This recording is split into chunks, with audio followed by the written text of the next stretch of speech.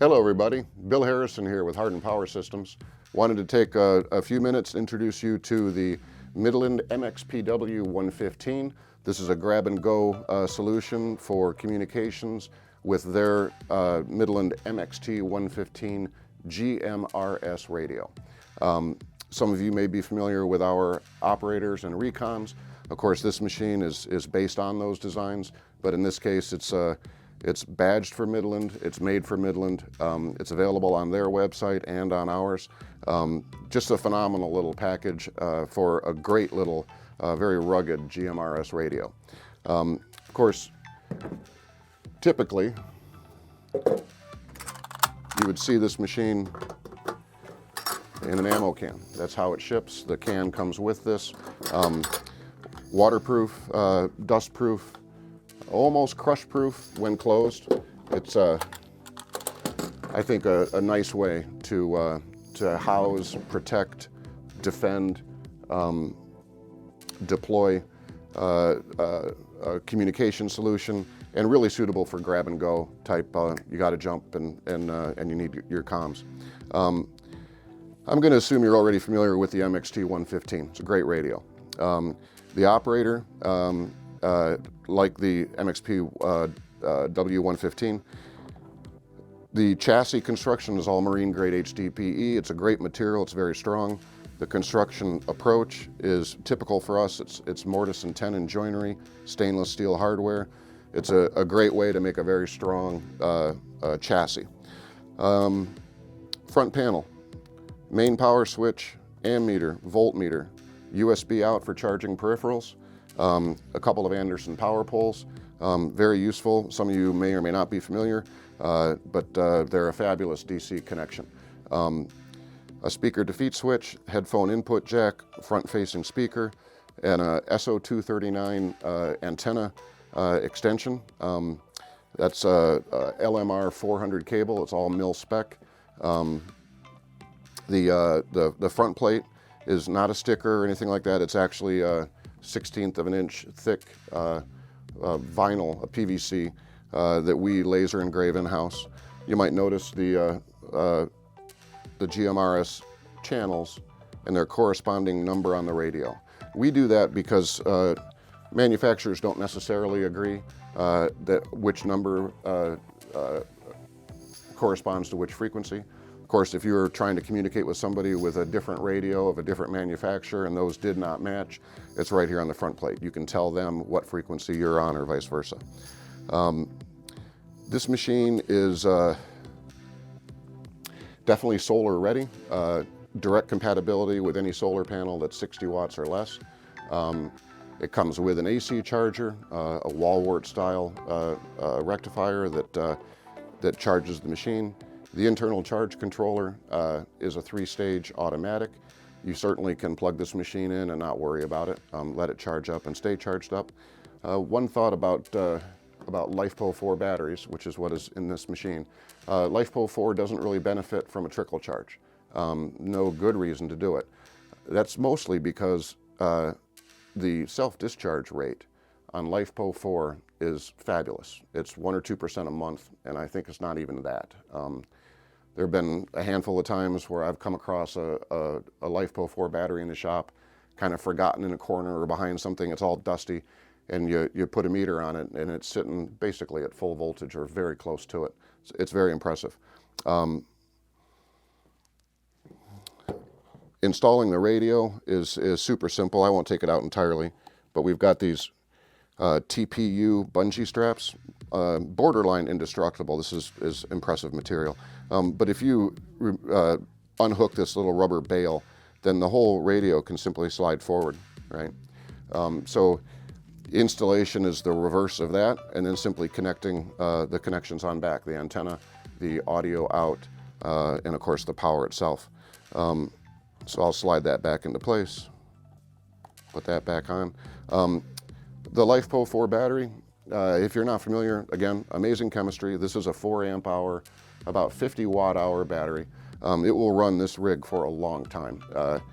Of course, to make specific claims is hard because you don't know what the conversation duty cycle is. Radio pulls a lot more power when you key up. But for sure, if you're like mostly listening, you're talking a couple days. And also, like all of our equipment, this can be recharged while you're using it. So if you're obviously in the field or you're using it in some circumstance where you've got access to AC power, or you can put a solar panel out, by all means do so.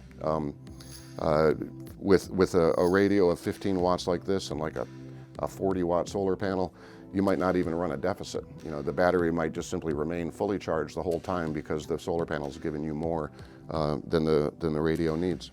But in the kind of unlikely event that you would need to replace the battery, and I say that because one of the impressive things about Lifepo4 is the lifespan of the battery as measured by a full charge and a full discharge. Like typical lead acid, 400 or 500 cycles, and that's about it. And we've kind of gotten used to that for a lot of years. That was as good as it got, and that includes AGMs. With Lifepo4, it's definitely north of 2,000 charge cycles. You could argue that's a lifetime battery, depending on how much you used it. Anyway, if you needed to, unhook this bail, lift up the retainer, battery lifts out, nothing to it.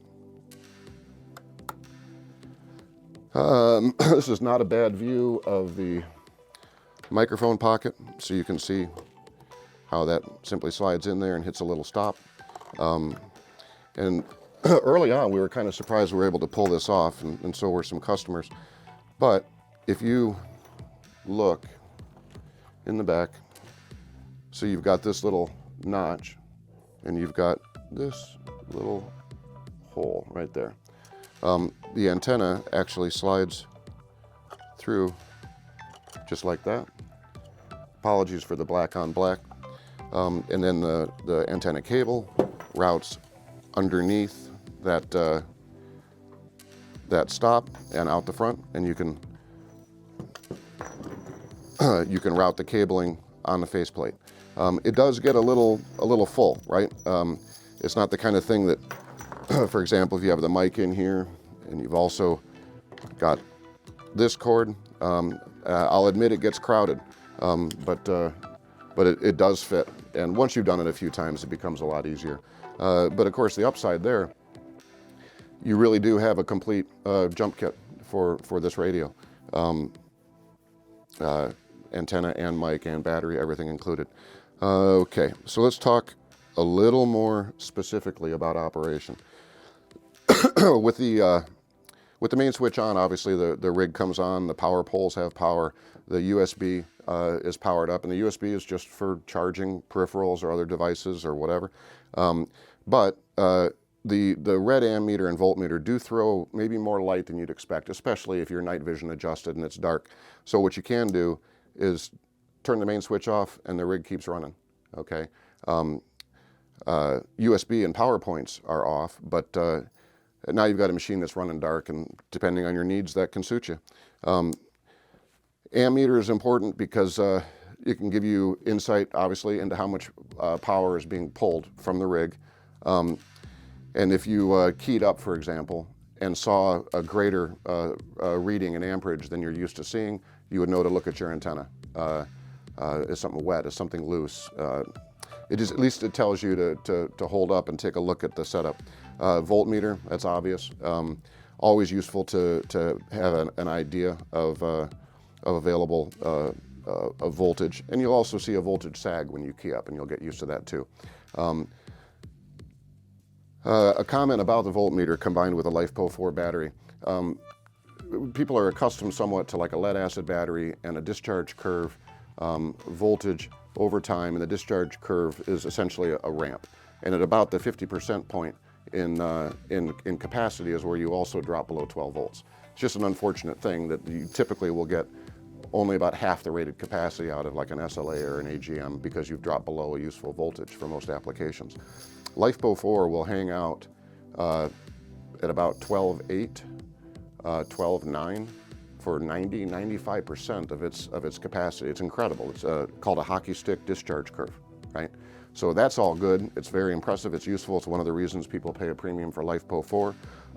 The only downside, it'll sneak up on you, right? If you're looking at a voltmeter and you see 12.5, 12.6, you don't necessarily know that that means your battery is like almost fully charged. You could be way over here close to the knee of that discharge curve and not know it. So just be aware of that.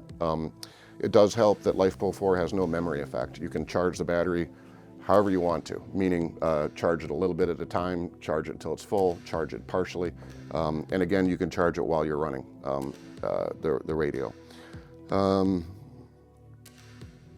The combination of the speaker, the headphone jack, and the speaker defeat switch, very deliberate, of course, why that's there. If you're running in a noisy environment, obviously you could put headphones in, and this is wired, even though the output of the rig is mono, this is wired so that a pair of stereo earbuds are 100% compatible and you'll hear it in both ears. So again, if it's a noisy environment, that could be helpful. If it's an environment where you're running some sort of traffic and other people are interested in what's going on, could be an emergency management situation, you can leave the speaker on so other people can hear the traffic. If you needed to be quiet or stealthy, obviously you could turn the speaker off, use only the earbuds. And of course the speaker defeat switch is what accomplishes all that.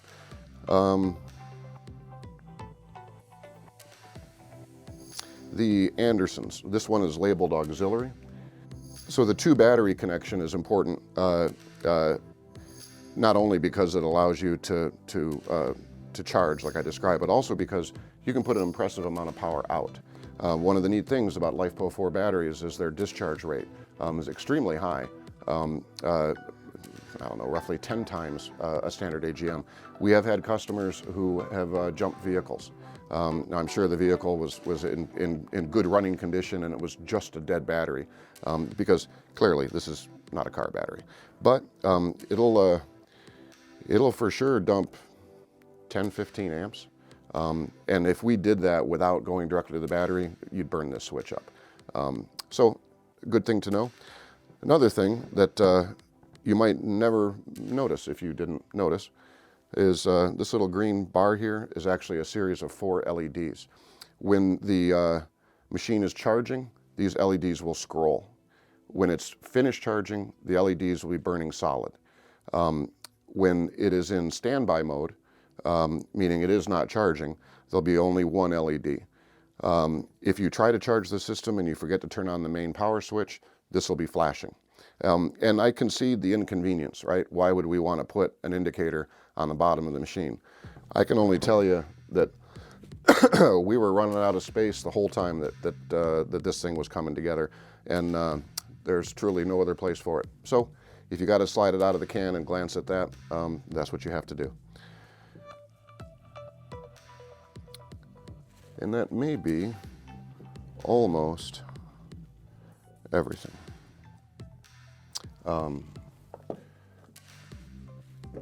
One thing that we were able to do that I thought was neat, and another tip, if you're doing this and you're sliding this into the ammo can, if you get resistance right away and you find yourself kind of struggling, it's almost certainly this battery retainer, because there's a small rubber bumper underneath this arm that presses on the battery, and we want that. We don't want this thing to be a source of like rattling or noise or anything in like a vehicle. So we'll slide this back in.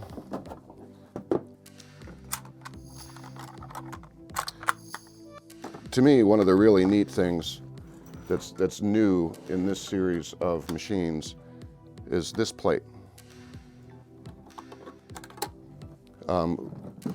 We tend to, instead of using a manual, we tend to try to put everything necessary on the faceplate itself of the machine, so there's no manual to lose. So there's the quick reference for the MXT115, which is great. Some troubleshooting solutions, weather bands, channels, and some notes. Some neodymium magnets, and that of course just